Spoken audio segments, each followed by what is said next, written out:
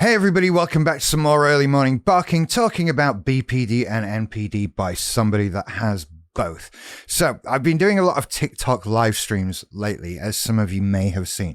TikTok live streams are a bit like YouTube live streams, only people talk to me in the chat. So it's a lot more fun and interactive and that sort of thing. I've been really enjoying it, and people ask me questions and all kinds of stuff. It's really good. And one of the things that people come in to ask me all the time is, how do I support my partner with BPD?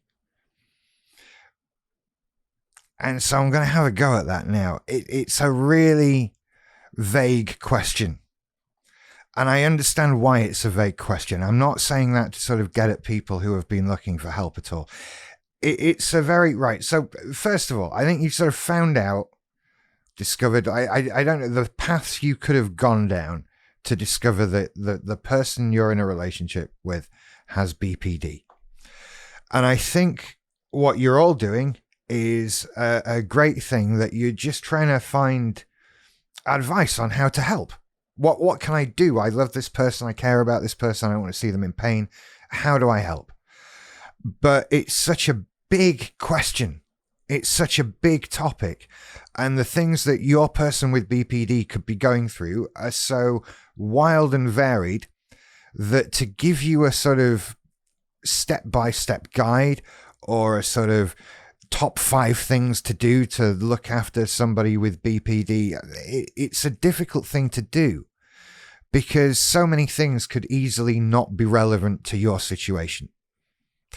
And so what I'm trying to do is give you very general advice in return, in the hope that you can sort of apply this to your person with BPD and specialize it all and make it more appropriate for the person you're with and the situation that you're in, because they're all different. And what I needed and what other people need and what your person needs could very well all be completely different things. So some of this is going to be fairly vague, and there's really only one, maybe 2 things to do. Okay. The first thing that I, as somebody with BPD, needed from a partner is somebody who is, to a certain degree, as distressed about the level of pain that I'm in as I am. It sounds a little odd, that one. I understand. Here's what I'm trying to say. People with BPD are in a tremendous amount of emotional pain. And people with long-term untreated BPD are in a great deal of emotional pain. And in order to get over that, they need help. Help from professionals. Help from therapists, doctors, mental health professionals, people who really know what they're talking about, who've dealt with it before, whose everyday job is about helping people with BPD and other mental health problems. That's not you. You're not that person. You're not a therapist. You're not their therapist. You're not their doctor. You aren't the medical professional that's treating them. Helping them to get over BPD doesn't quite entirely really fall into your remit. It's not part of your job description. So why am I mentioning this? That help that is out there, while it's available, can be very difficult to come by. It can be extremely difficult to get into. People with BPD are misdiagnosed very commonly. We're very often told, we just have depression, here's some antidepressants, go away now. That kind of thing. And we know, and you will know, if you spent time with us, that what's wrong with us is not depression, that we're going to be fobbed off, we're going to be moved along and somewhat ignored, which is a tragic and difficult set of circumstances. And so they will need your help and your support to get help. There's a very clear thing, a difference between these two types of help that I'm trying to make and be very clear on. There's the help to get over the BPD and the help to get the help to get over the BPD. And I think as a partner, as a loved one, as someone trying to care for someone with BPD, you need to be of the understanding that they aren't just gonna get better. It's not like a physical pain that is going to heal over time. They need help. They need therapy, medication, whatever a medical professional thinks is the best course of action. And they need your help to get into that. They need your support. They need somebody on their side fighting their corner because they feel like they haven't got that. They're crying out in pain for help, wanting help, anything anyone can do. And it's sometimes a struggle to get people to listen. And they need you to support them in that, to be the one saying, no, they need help. Get them help. There is more than depression here. And understanding the pain that they're in, that every action, every emotion, everything is a cry out for, please make this pain stop. I don't want to feel like this anymore. And that constant crying out can become emotionally difficult for you to deal with. Because you're seeing a loved one in pain. You're hearing a loved one cry out in pain. How long can you go on hearing that before it starts to affect you? Not long. And so they need your help to get into that help. Not fobbing off. Not telling, you're causing me this pain. Stop hurting me back. They're in pain. They need your help. And so that to me that was the thing I wanted the most, was that understanding. And the other bit of advice I want to give you, and this kind of falls into the, when I was thinking about this subject, I actually was trying to come up with like that top 5 things you can do to support someone with BPD, because that's extremely YouTube friendly to do, right? And I came up with one thing, because you go into like, well, do people need space? And I've said that on some videos, and you get comments saying, hey, well, no, the last thing I need is space. I need someone with me. And then you think, well, do people need people with them? And then you get messages, no, I need space. And the only conclusion that it seems reasonable to come to with that then is giving advice. And this might sound crazy. Ask your person with BPD. Talk to them about it. Have this conversation with them. What do you need? What can I do to help you? And listen to their answers. And understand, this is the difficult bit for you as a partner, I suppose, is that we can tell you 1 minute, I need X, Y, and Z. When this happens, I need these things. And then we'll get in a situation where that thing will happen and you'll do those things. And it's not what we needed. That's hard for you to deal with. That's hard for anybody to deal with. You've asked us, we've said, you did it, we got upset. That's not fair. But it's something that we're potentially likely to do. Right? That day when you asked us, we needed space, but today we need hugs. Or vice versa, whatever. So maybe we asked for hugs and you come near us, just get the hell away from me. This situation requires a bit of give and take, right? You've done a lot of giving there.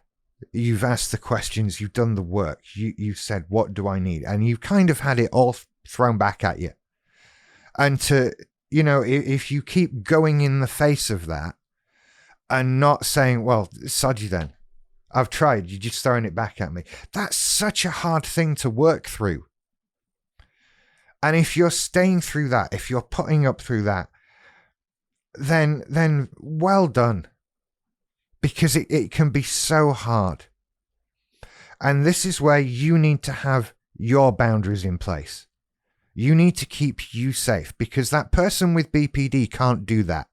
They don't have the room and the space to necessarily take all of your feelings into account. I'm not admonishing the guilt. I'm not saying that they should have the right to treat you however they want. I'm saying that they're mentally, possibly in the heat of a situation, incapable of dealing with your stuff too. And I think as people with BPD, yes, that can happen, and that can be in a heat of a moment. And we have to do our best to understand what you've tried to do, to not get mad at you, to not throw it back at you, to be able to say, I'm sorry, I know I said I needed a hug, but quite frankly, just leave me alone now, rather than getting upset and getting mad and saying someone did the wrong thing and all of that we can get wound up, and we can add our partner into our upsets when they've actually not, when they've tried their best. Now, I realize in saying that is a skill that is learned by a person with BPD. That's something that took me ages to get to, of being able to say, this person's trying to help me, don't be angry at them.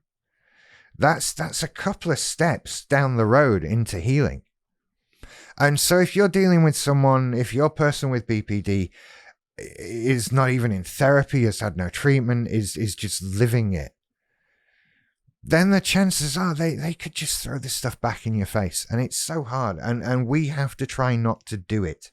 This is, the unstable relationships in BPD are a marker for a reason. We create these situations ourselves. We don't have unstable relationships because of the people we pick. We have unstable relationships because we're us. That's it. We're the unstable ones. And that is so hard for you to go through. That is so difficult. And I can't get upset with anybody for saying, I've had enough. I've had enough. Because as the partner of someone with BPD, you have this horrible job of trying to walk that line between, I love this person, I care about them, I want to make them better, I want to help them, I want to be with them when they're right, all of this positive stuff. And on the other side of the fence, you've got, but they're hurting me. This is not happy, this is not fun. How much pain am I obliged to go through with this person? And there is no answer to that. There is no real set criteria. What are you supposed to do? What are you supposed to put up with? I don't know.